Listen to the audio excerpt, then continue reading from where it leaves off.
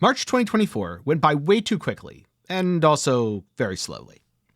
The beginning part kind of dragged on for me, and I think this is because the LE hype was wearing off, and I was reaching the end of my playtime with Deep Rock Galactic Survivor. But then the end of a month went by in a complete blur. Not only did I get busy with work, but I was also staring down the barrel of April 1st. And so, instead of a prank or joke video, here are the best games that I played from March 2024. If you like seeing what I play every month, then do be sure to get subscribed, leave a like while you're down there, and for now, let's get into things. Starting with the first game that I'd like to talk about, Brotato. And to start things off, I just want to show you a little bit of a gameplay. This won't have any voiceover, just the in-game sound. I want you to watch and listen for a little bit, then I'll continue on.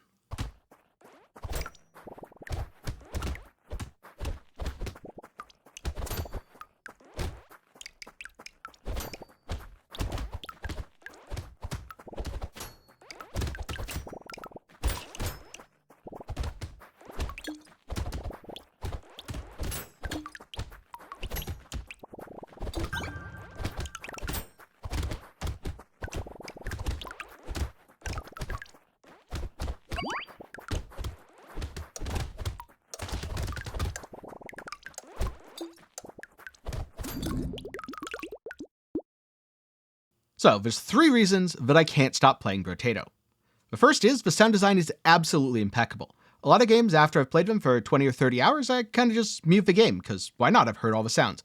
Nope, I keep the sound on for Brotato. It's super nice. Number 2, it's really easy to tell what all the enemies on screen are doing. Now, this doesn't mean it doesn't get hectic later, but the graphical style isn't necessarily pixel art, while still getting the same sort of cleanness that you often get from pixel art games. And don't worry, elites with telegraphed attacks do have those nice little red lines and arrows, so you know where to dodge. This way, if you mess up, you always know, oh yeah, I made a mistake, I either didn't build the right way or I could have gone a different way. And last up, there's no interruptions. You don't level up and immediately get prompted, oh hey, select your favorite weapon, or hey, put some stats into this. No, that happens in between rounds. So, throughout the actual round, it's all uninterrupted gameplay, which is an absolutely wonderful change. After playing Brotato, I kind of wish more games did this actually. Instead, those interruptions are relegated to a shop, where you get to do things like buy weapons and artifacts. Weapons are pretty cool, but not actually the thing that Brotato innovates on.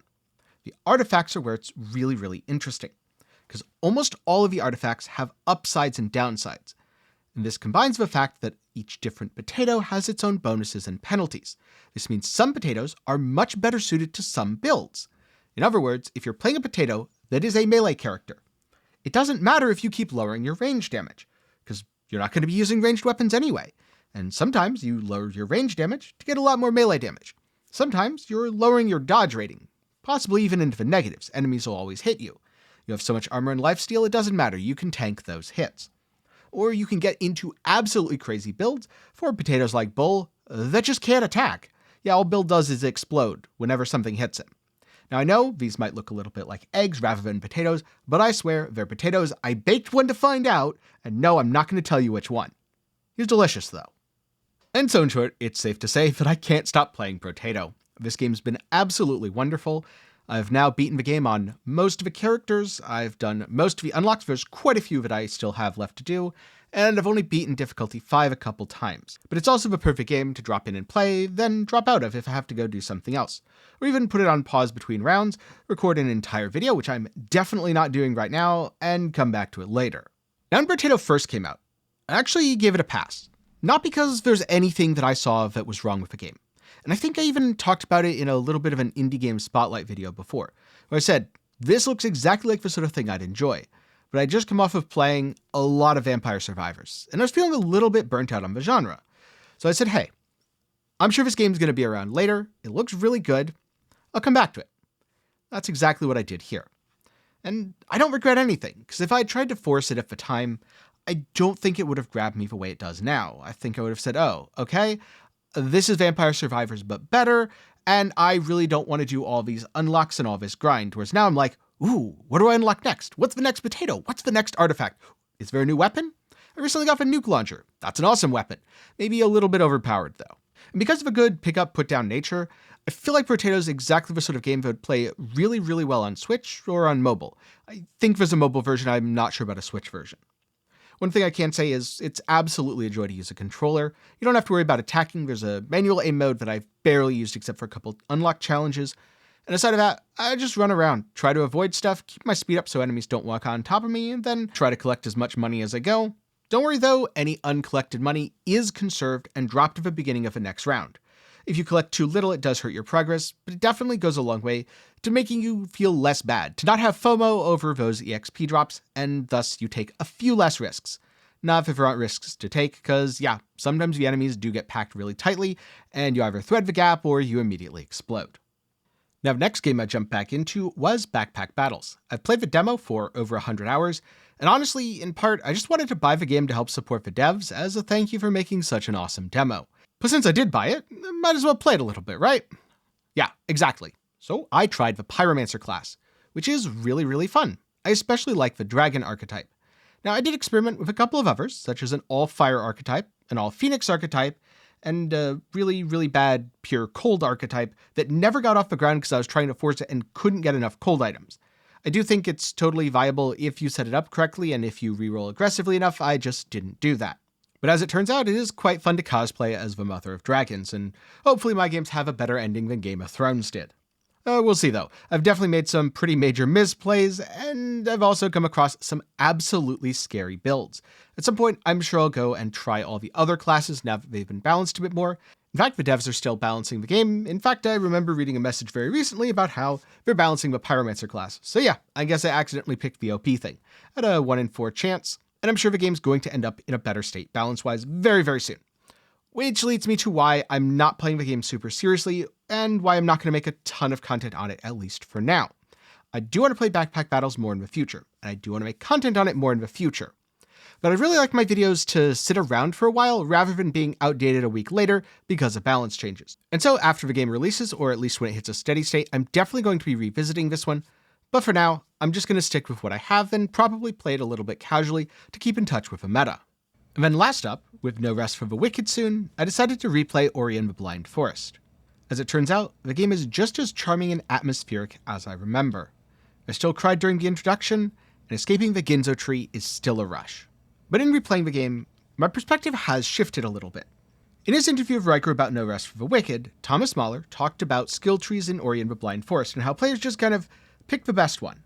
And looking back, this is very much apparent to me in my replaying of the game. I went for the things that I went for last time. Why? They're the best options. Why would I go for anything else? I want to increase my mobility, open up a few more combat options, and then grab the loot just a little bit easier. Also in replaying, I remembered that the Misty Woods are a little bit frustrating. I get that it's supposed to be disorienting. It's like going into a funhouse and watching your reflection twist and then laugh at you from every direction.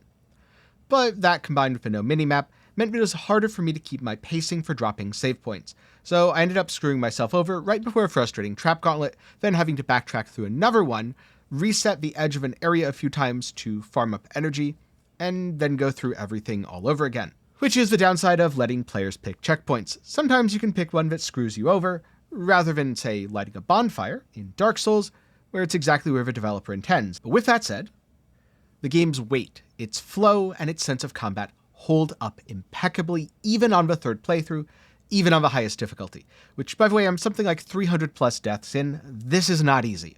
Which makes me even more excited to play No Rest for the Wicked.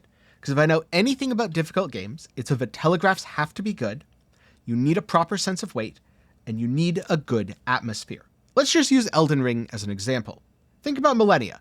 She's not just iconic because she's a powerful boss. She's iconic because she's an interesting character. And also, because she's a powerful and dangerous boss, the legend of Let Me Solo Her evolved around that. Lore that helped to perpetuate the game and keep it in the public consciousness. Something that I think No Rest for the Wicked very much has the potential to do. So here's a little reminder of Ori's atmospheric nature, and maybe a taste of what's to come from No Rest for the Wicked.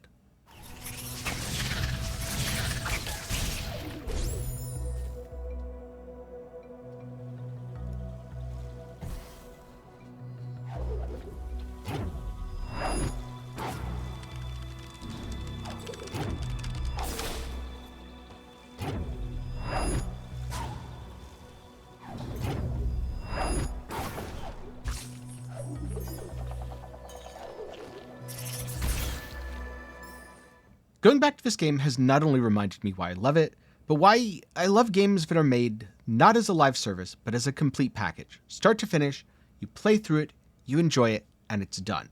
Something that these days is a little bit of a rarity. But those are the games that I played in March of 2024. And now I'm curious, what have you played in March? And what are you looking forward to playing in April? Leave some of those thoughts down in the comments below.